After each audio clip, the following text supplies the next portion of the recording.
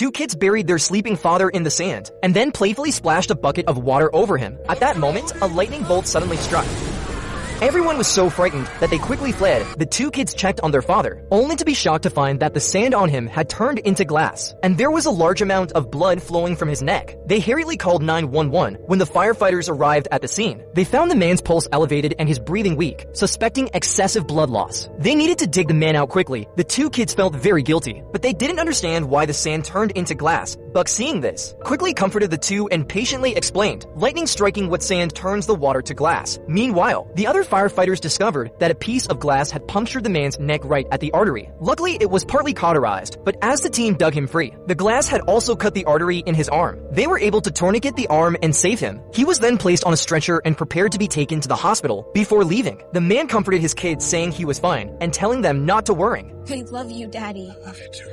This man called 911, saying he heard a baby crying in his bathroom, but the firefighters who arrived heard nothing. Just then, the captain seemed to hear something, quickly grabbed a stethoscope, and sure enough, the sound of a baby crying came through. There was really a baby in the sewer. Seeing this, Buck grabbed an axe to break the wall, but fortunately, the captain stopped him. To protect the baby, the firefighters began digging by hand. Soon the sewer pipe was exposed. They carefully cut it with a saw, and eventually the entire pipe was removed. Following the light of the flashlights, they indeed found a baby stuck inside, but the baby was wedged tightly and couldn't be pulled out. Then they applied lubricant inside the pipe. With the captain's gentle push, the baby was finally freed. However, the baby had already stopped breathing. The firefighters began to tap the baby's chest while using his fingers to clear the baby's throat. As the foreign object was removed, a faint cry finally came out. The firefighters rushed to get the baby to the hospital. Meanwhile, the cop noticed blood on the floor. Following the trail, they successfully located the sewer entrance where the incident happened. They also found the baby's mother. At that moment, the girl was bleeding heavily and in critical condition and needed to be rushed to the hospital. The mother and baby were both placed in the ambulance. At that moment, the baby's condition was very serious. The captain then took the girl's hand and gently placed it next to the baby. As soon as the mother touched the baby's tiny hand, the baby miraculously grabbed it and the situation began to stabilize. Seeing the innocent and strong little life, the girl shed tears of regret. The boy was just playing with a drone, but unexpectedly it alarmed half the city's firefighters. Everyone's faces were filled with shock, unable to imagine that a small drone could bring down a helicopter, which crashed onto the roof of an apartment building. At that moment, the helicopter was in pieces, with parts scattered all over the place. Even more despairing was that the helicopter's fuel was pouring into the building. Thick smoke was billowing inside the building, and a fire could break out at any moment. The firefighters had to act quickly. On the roof, Kelly and his team were trying to get the passengers out of the helicopter, but it was slowly slipping off the roof. The firefighters first secured the helicopter body, then began the rescue operation. Soon as the door was pried open, everyone was successfully rescued. Sherman and Otis found the propeller in someone's backyard. A woman was trapped underneath it, but the propeller was too heavy. The two of them couldn't move it at all. Otis had to go back for tools. At this moment, Herman said, Nice piece of jewelry you got here.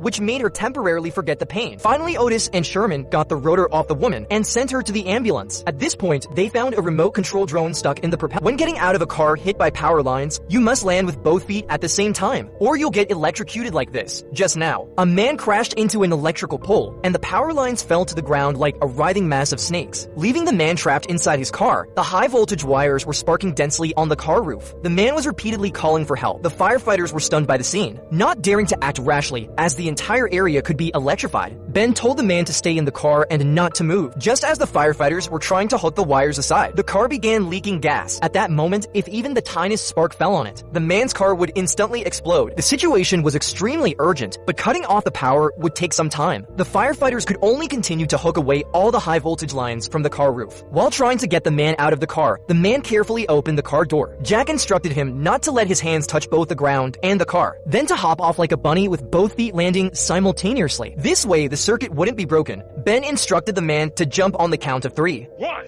2, 3.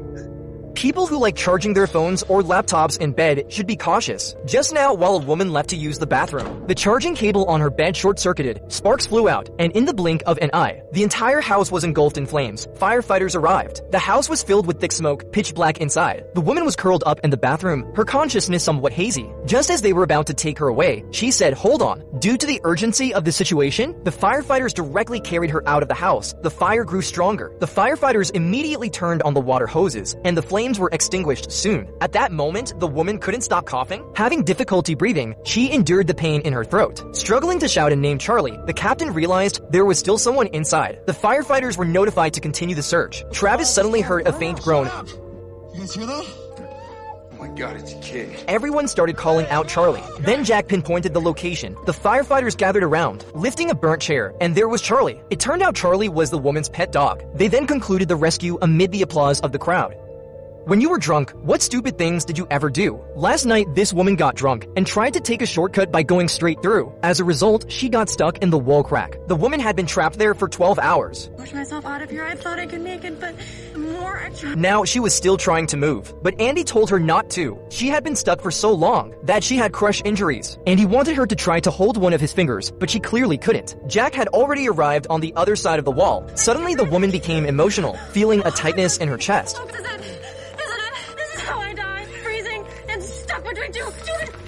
She started talking incoherently. Andy knew she had to calm her down. You just have to decide that you can do this. You can figure this out. Trust me. Trust yourself. You can do this, Becca. You can. Just relax. She then tried to use a crowbar to create some space. Jack waited for the right moment, following Andy's order. Jack squeezed out a lot of lubricant. Then Andy used all his strength to pull the woman out. How serious is it to park in front of a fire hydrant once a fire breaks out? This is the consequence. Just a moment ago, a gaggle of drag queens were practicing dancing in their apartment until a firefighter opened a smoking door, and they realized there was a fire. The queens hurried to evacuate, and at that moment, the ladder truck arrived at the scene. A firefighter took out the fire hose, only to find a car parked in front of the fire hydrant. With the captain's permission, the firefighter grabbed a hammer and smashed the car window, threading the hose through the car. Feels good. Just then, a queen suddenly ran out from the 5th floor, frantically searching for her belongings. The firefighters couldn't stop her, and at that moment, an accident happened. Opening the door caused an airflow explosion. It threw Jack and Dean against a wall. Jack shook it off and carried the queen to safety. This floor! But Dean suffered a knee injury. With the help of their teammates who arrived, the fire was quickly brought under control, and they all eventually escaped safely. Somebody please help me!